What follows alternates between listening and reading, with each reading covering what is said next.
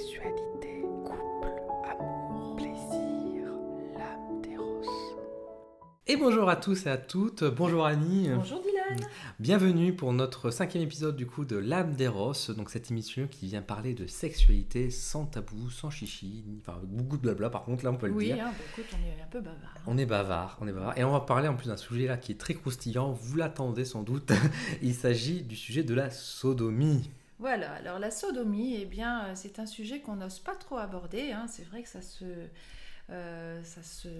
démocratise, on va dire. Ça s'ouvre de plus en plus. Ça s'ouvre de plus en plus. Alors que c'est une pratique qui est pourtant très vieille, hein, on va Oui, pas se mentir à ce niveau-là. Tout à fait. Mais effectivement, qui est quand même encore un très... Enfin, déjà, le sujet est déjà tabou, mais alors parler de la sodomie et puis de ça, c'est encore plus tabou parce qu'il y a vraiment une image, effectivement, de travers, en fait. Hein, et puis réservée à l'homosexualité, alors que ça n'est pas forcément le cas. Et exactement. on peut avoir aussi beaucoup de plaisir avec cette pratique. Exactement. Alors moi, dans le cadre du cabinet, souvent je vais rencontrer des couples ou des personnes seules qui viennent me voir et qui sont ennuyées avec cette pratique. C'est-à-dire qu'on va peut-être se dire, mais comment se fait-il que je ne me fais pas sodomiser, j'en ai pas envie ou j'ai peur. Donc on vient chercher les informations, on vient aussi se rassurer, on vient questionner comment se fait-il que j'aimerais pratiquer ça alors qu'on m'a dit que c'était pas bien, qu'il fallait pas, que ça n'était pas sain de pratiquer la sodomie. La curiosité est normale, j'ai envie de dire, par rapport à ça, parce que simplement vous avez une bonne sexualité qui est accomplie, etc., que vous soyez homme ou femme, il faut pas beaucoup de jugeote, j'allais dire, entre guillemets, pour à un moment donné se poser la question de dire, mais en fait, bon, si je le mettais ailleurs, on va dire, oui. Si on plaçait, on va dire, dans un autre orifice qui est juste à côté, c'est normal de se poser la question, parce que l'être humain est curieux, donc on veut se poser ce genre d'interrogation, mais comme tu dis, il y a un tabou, il y a un interdit qui se fait. Et il y a aussi parfois même comme une obligation, c'est-à-dire que ne pas être sodomisé toute une vie, ça n'est pas une fin en soi, c'est-à-dire qu'il faut aussi se dire que si on n'a pas envie, on n'a pas envie. Tout à fait. On n'est pas obligé d'y passer. Pour le coup, c'est vraiment une pratique qui est purement sexuelle pour la recherche du plaisir, qui est manifestée aujourd'hui, parce que je veux dire, à la base, la sexualité, si on reprend dans le fin du fin, à la base de base, c'est dans un but reproductif. De passer par là, il n'y a aucun intérêt, on va dire, dans ça. Donc c'est vraiment uniquement pour le plaisir, si vous en trouvez bien sûr du plaisir. Parce qu'effectivement, si on évoque le sujet de la sodomie, et surtout si on va parler du plaisir, on va forcément évoquer un peu la partie souffrance.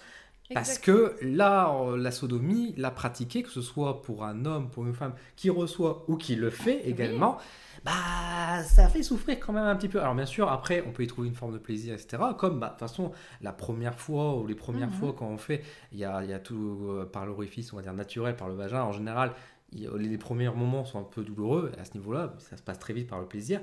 C'est la même chose à ce niveau-là. Par contre, pour parler d'un côté très pragmatique et très pratique, c'est vrai que la différence majeure, c'est que par cet orifice de l'anus, il n'y a pas de lubrifiant. Et c'est surtout là, et là je me mets en garde là-dessus, à ce niveau-là, c'est justement si vous souhaitez pratiquer ça, il faut à tout prix... c'est impératif, lubrifiant. Et alors attention, parce que là aussi, j'ai eu plusieurs fois... le retour au sein du cabinet des pratiques de sodomie qui s'étaient très très mal passées, notamment avec des fissures anales. C'est-à-dire que, par exemple, un monsieur qui ne s'était pas du tout préparé à cela, une dame lui avait mis donc un doigt à l'anus et elle avait des longs ongles. Et là, ça lui a coûté un petit peu cher. Il a dû se faire opérer et se faire recoudre. Donc, que ce soit femme ou homme, attention, on va déjà demander, encore une fois, on va reparler du consentement. C'est-à-dire il faut en parler à tout prix. D'abord, est-ce que c'est une possibilité d'aborder la sodomie avec toi ? Il faut en parler, effectivement, et puis il faut avoir confiance à son partenaire. C'est pas quelque chose qu'on va pratiquer dès le premier rendez-vous.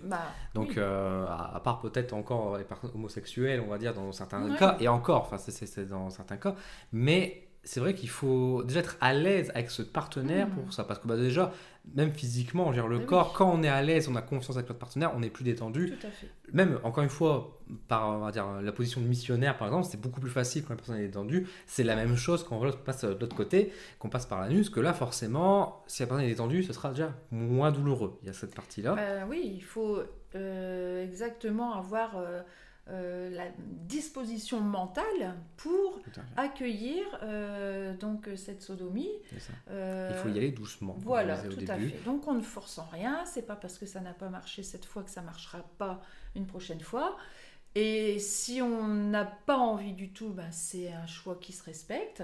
Parce que souvent aussi, j'entends par le biais des femmes, c'est souvent aussi la représentation de la pornographie qui va effrayer, qui va susciter un désaccord. C'est-à-dire c'est sale, ça fait vulgaire.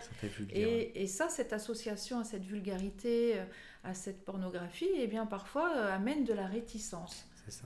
Au-delà de la pornographie, le fait qu'on ait aussi un rejet, on va dire, sur l'idée de la sodomie, c'est aussi lié aussi, je dirais, un peu dans notre culture, alors toujours dans l'inconscient collectif, parce qu'il ne faut pas oublier que quand on remonte dans les époques passées, etc., bien sûr, la sodomie a été très mal vue par l'Église, d'une part, bien sûr, la sexualité est mal vue, mais même c'était un châtiment. Il faut bien reconnaître une chose, c'est que quand on capturait des prisonniers, etc., bon, autant bien sûr, on sait très bien que quand il y avait des pillages, etc., les femmes sont les premières victimes aussi là-dessus, mais certains hommes, notamment quand on veut les humilier, les hommes se sodomisaient, on va dire, pour justement punir la personne aussi. Donc il y a aussi le côté châtiment, punition qui ressort ici.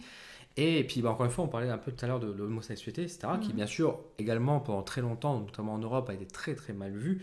Et d'ailleurs, quand on disait, pour parler vulgairement d'un homosexuel, on les désignait en disant c'est un sodomite. Donc on voit bien qu'il y a un rapprochement aussi lié à la pratique de la sodomie avec l'homosexualité, qui encore une fois était là aussi pour venir dénigrer. Donc c'est sûr qu'on a déjà une approche qui est déjà un peu hésitante, et même si on est ouvert, on peut avoir un peu, on va dire, dans les gènes un petit peu, ce retrait de dire ça va peut-être être douloureux, ça peut faire mal, etc. Encore une fois, c'est pour ça qu'il faut y aller doucement, il faut faire être pratique. Et encore une fois, quand on pratique la sodomie, justement, d'apporter de la douceur pour aller dans l'antithèse de ce côté violent. Et justement, dans la pornographie, ça vient nourrir, encore une fois, comme tu dis, ce côté-là où c'est violent. Et notamment, quand on regarde malheureusement les pornos où il y a effectivement de la pratique anale, en général, c'est assez brutal également. C'est vraiment, on rentre limite dans le masochisme, etc. Personnellement, j'ai rarement vu un porno où il y a une pratique de la sodomie qui se fasse, on va dire, dans un cadre romantique. En général, voilà, c'est plus, encore une fois, pour parfois même dans le scénario, punir, clairement. Comme on dit. Alors, je vais avoir aussi des cas de figure. Ça m'est arrivé maintenant depuis quelques années que je suis sexothérapeute. Des hommes qui ne vont prendre leur plaisir avec leur épouse que par la sodomie. Alors, ça crée énormément de tension. Parce que quand il n'y a que cette pratique dans la sexualité et que la femme n'adhère pas à ça, eh bien ça va également poser un problème. Et là, il y a une remise en question à mettre en place. C'est-à-dire, qu'est-ce qui fait que je vais avoir associé la sexualité, notamment dans le cadre d'une relation hétérosexuelle, à ne pratiquer que la sodomie. Alors, quand ça convient, encore une fois, à l'autre partenaire, il n'y a pas de problème. C'est ça. Parce que parfois, on me dit, c'est un problème si je pense à ça, si je fais ça. Ça devient un problème quand l'autre va manifester qu'il y a une problématique dans la relation. Mais si, par exemple, dans le cas d'une relation où l'homme adore sodomiser constamment sa partenaire et que sa partenaire éprouve beaucoup de plaisir, il n'y a aucun souci. Donc là, il y a parfois comme ça des modes de fonctionnement qui se sont installés et il va falloir aller renouer avec une autre sexualité, remettre une autre manière d'aborder la sexualité avec son partenaire de façon à ce que tous les deux soient satisfaits. Tout à fait. C'est intéressant ce que tu évoques également parce que c'est ce que je voulais dire aussi un petit peu, c'est qu'on parlait beaucoup effectivement de la pratique de l'homosexualité à ce niveau-là, mais encore une fois la sodomie n'est pas réservée uniquement, on va dire, vis-à-vis des hommes homosexuels, ni non plus, on va dire, aux femmes qui doivent que recevoir. Il y a aussi bien sûr l'inverse. Et on peut très bien être hétérosexuel et apprécier, on va dire, simplement le fait d'avoir des objets qui peuvent rentrer aussi dans cette partie-là. J'ai eu aussi des couples homosexuels qui ne pratiquent pas la sodomie. Voilà. Par exemple, donc, encore une fois, c'est trouvé ça. On va vraiment avoir tout. La sexualité n'est pas une pénétration. C'est tellement vaste, il y a tellement de cas de figure, de possibilités, il y a beaucoup de choses à expérimenter. C'est toute une question de compatibilité avec son partenaire. Donc rien n'est sale dans la mesure où il y a consentement, encore une fois. Oui, tout à fait, tout à fait. C'est juste encore une fois de consentement, de la communication, être à l'aise à ce sujet. on peut très bien expérimenter, on peut très bien dire on a testé une fois, ça n'a pas plu et c'est tout, et s'arrêter, ne pas aller trop loin. Encore une fois, comme on a dit, les bons conseils, alors ça fait un peu recette de cuisine, mais n'oubliez pas votre lubrifiant. Il y a le lubrifiant, mais surtout communication, être à l'aise, lubrifier. Encore une fois, les ongles. Les ongles aussi, effectivement. Mais j'insiste beaucoup sur la lubrification parce qu'en fait, le truc, c'est qu'il faut. Ça paraît anodin, mais en fait, il faut bien comprendre que c'est une partie qui n'a pas. Se lubrifie pas. Le vagin lui-même se lubrifie. Il y a un liquide qui ressort pour justement passer ce niveau-là.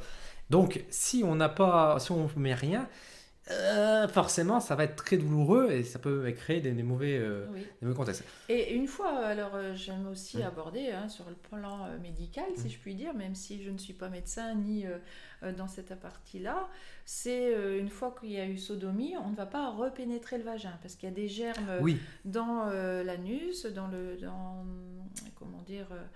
qui peuvent provoquer des microbes qui peuvent provoquer des infections urinaires. Tout à fait. Et pareil, si vous utilisez un préservatif, on change le préservatif. Voilà, exactement, tout à fait. Et on se protège toujours aussi. Exactement. Parce que le préservatif, au-delà d'arrêter, on va dire le sperme pour pouvoir partir féconder, ça sert aussi pour les maladies transmissibles. Et évidemment, quand on passe au côté, ça passe aussi par là. Donc, il faut se protéger à ce niveau-là.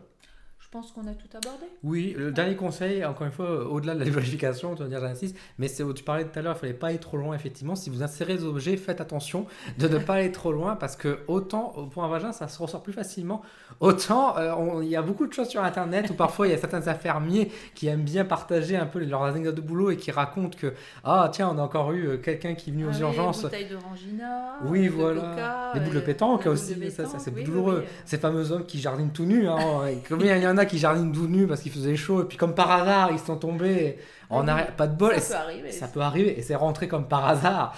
Il y en a beaucoup, donc faites attention effectivement si vous mettez quelque chose de ne pas aller trop loin parce que ça provoque beaucoup de douleur et dans le pire des cas ça peut aller en opération effectivement si ça sort pas donc, et ça peut faire des dégâts, tu parlais tout à l'heure aussi, donc on y va doucement, on est prudent là-dessus. Voilà, merci beaucoup Dylan. De rien. Et puis si vous avez des questions, si vous avez besoin d'expérimenter, si vous pratiquez vous-même, peut-être vous avez des anecdotes à raconter. Vous avez une anecdote à raconter, bien nous on est friands de tout ça, on vous répondra avec plaisir. Avec plaisir. À très bientôt les amoureux de la vie. À bientôt. Bientôt.